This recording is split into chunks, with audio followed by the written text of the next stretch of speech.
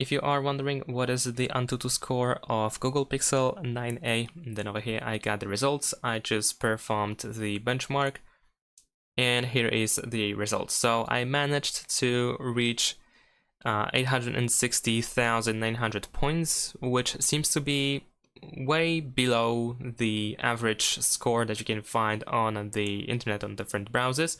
So from what I can tell, based on different search results that I did on Google, for example, people usually get like around million points, maybe 900,000 or so.